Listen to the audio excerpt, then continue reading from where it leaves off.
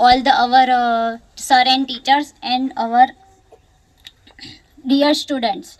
आज हम 76 का प्रजासत्ताक दिन सेलिब्रेट कर पा रहे हैं, तो ये सिर्फ और सिर्फ हमारे हमारे उन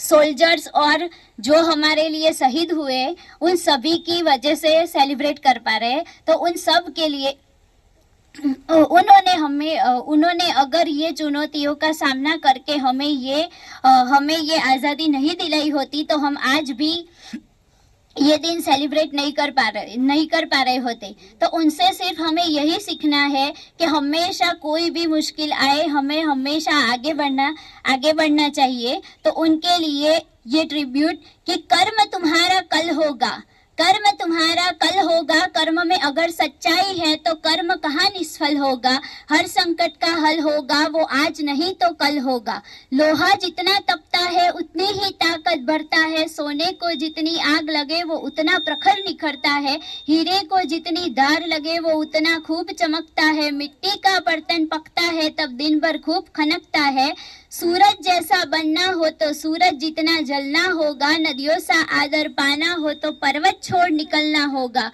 और हम आदम के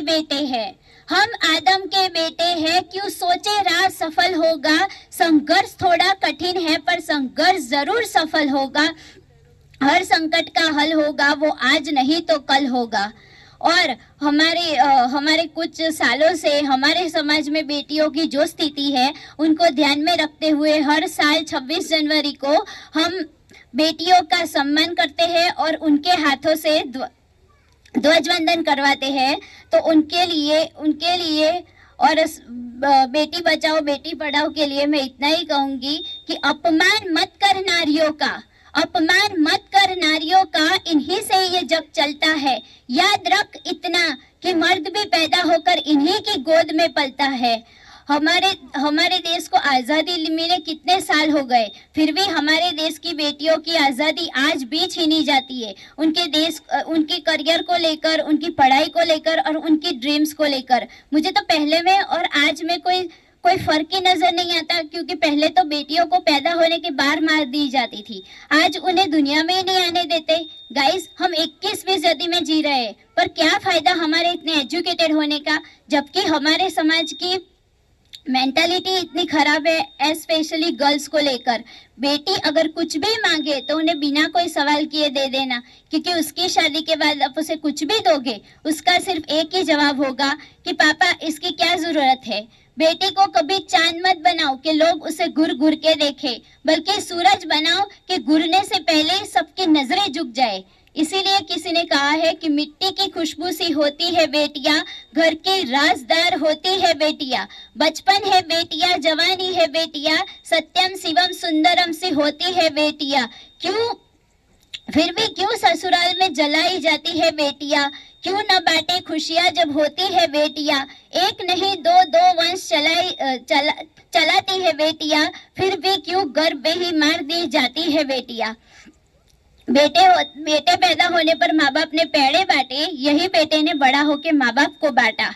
अब हमारे समाज में लड़कों और लड़कियों को लेकर बहुत सारा भेदभाव किया जाता है। भले हमारे संविधान में लड़कियों और लड़कों को समान अधिकार दिया गया है, फिर भी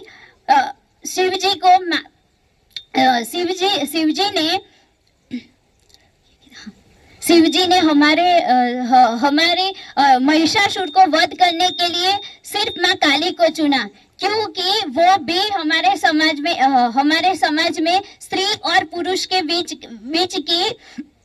बीच का वर्चस्व समान रखना चाहते थे। इसीलिए इसी जेंडर इक्वालिटी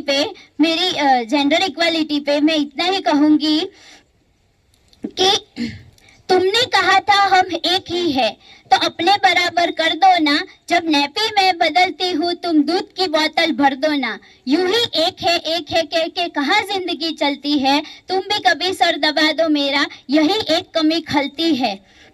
जब ऑफिस में जाती हूँ तुम ही घर को संवार दो ना, तुमने कहा था हम एक ही है, तो अपने बराबर कर दो ना, मत करो वादे जन्मों के इस पल खुशी की वजह दो ना, आओ बैठो पास मेरे, तुम दिल के जख्म भी भर दो ना। कभी बाजारों से ध्यान हटे तो घर को मकान को घर भी कर दो ना। क्यों कहना ये पड़ता है, तुम एहसासों को समझो ना। तुमने कहा था हम एक ही हैं, तो अपने बराबर कर दो ना।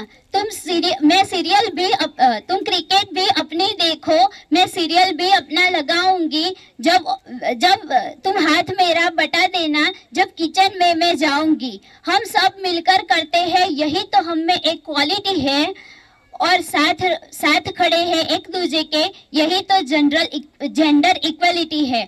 तुम भी नए से हो जाओ, अब मुझको नई से भर दो ना। तुमने कहा था हम एक ही है, तो यूं ही जीवन बसर दो ना। तुमने कहा था हम एक ही है, तो अपने बराबर कर दो ना। हमारे हर सोल्जर्स के लिए और जो शहीद हुए उनके लिए, और आज हम प्रण करें कि इस आज़ादी को हम कभी भी खंडित ना होने दें। तो आज़ादी की कभी शाम ना होने देंगे, आज़ादी की कभी शाम न होने देंगे। शहीदों की कुर्बानी बदनाम न होने देंगे। एक भी बूंद है लहू की रगों में जब तक, भारत माँ का आंचल नीलाम न होने देंगे। भारत माता की